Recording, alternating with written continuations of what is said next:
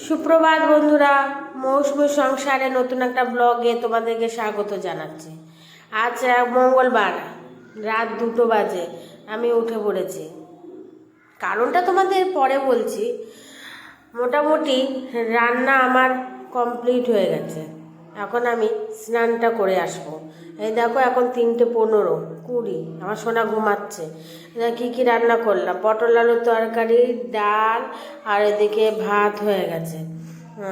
চা করছি। এদিকে গাছের অনেক ফুল হয়েছে, তাই কটা ফুল বাড়ির জন্য রেখে যাচ্ছে। আজকে আমরা এক জায়গায় যাব, অনেক দিন পর বাড়ি থেকে বেরাবো আজকে, তাই কটা ফুলও নিয়ে যাচ্ছে।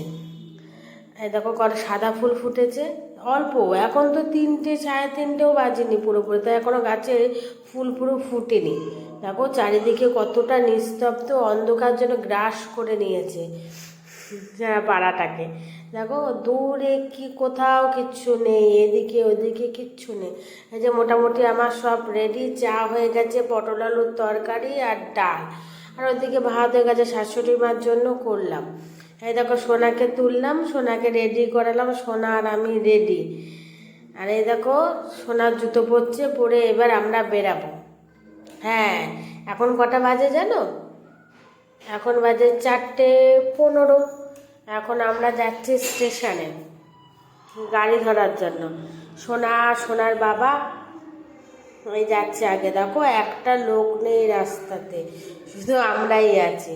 আমরা এরকম সময়তেই যাই না, আর তোমাদের কৌতূহলে রাখবো না। এই দেখো টিকিট কাউন্টারে এসে গিয়ে টিকিটও কাটছি, সিঁড়ি থেকে নামছি। আজ অনেক দিন পরে আমি আবার বাড়ি যাব। ট্রেনে উঠবে। দেখো ভোরবেলা ফার্স্ট ট্রেন, তাই কত ভিড়।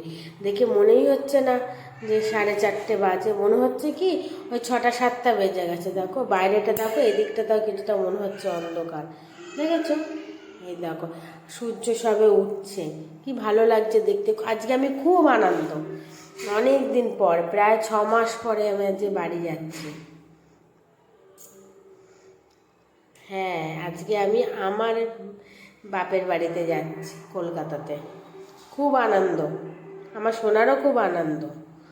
আর তার জন্য সকালবেলা উঠে শাশুড়ি মার জন্য রান্নাবান্না সব করে রেখে যাচ্ছি। কি সুন্দর দৃশ্য বাইরের ওইটা।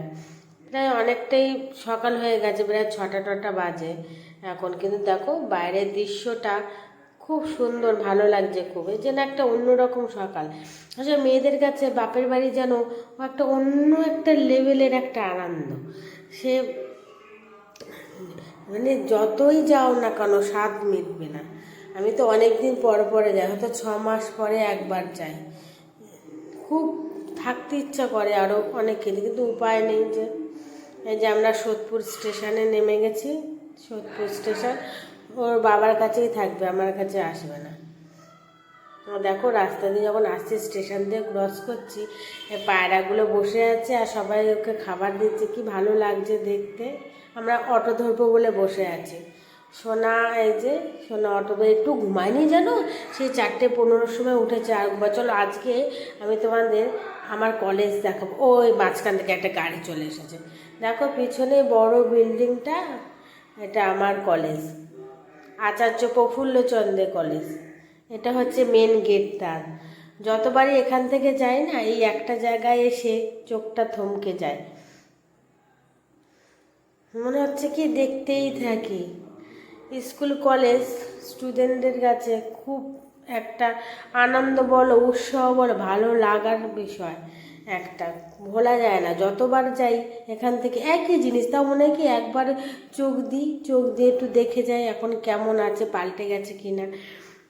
আমার না, সবার ক্ষেত্রে হয়। দেখো এটা হচ্ছে গিয়ে চিলড্রেন্স পার্ক। ছোটোবেলায় আমরা এখানে কত এসে এখানে বিভিন্ন টাইপের বাচ্চাদের ট্যাডি আছে, সেগুলোকে চড়তাম।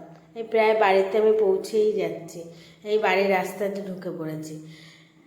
আর যদি আমার ব্লগটা তোমাদের ভালো লেগে থাকে, লাইক, কমেন্ট, সাবস্ক্রাইব করে দিও প্লিজ। আমার চ্যানেলটাকে সাবস্ক্রাইব করে দিও।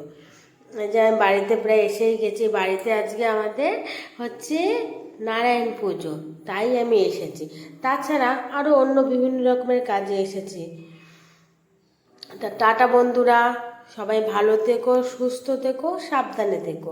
আর আমার ব্লগটা কেমন হয়েছে একবার কমেন্ট করে জানিও কিন্তু। টাটা।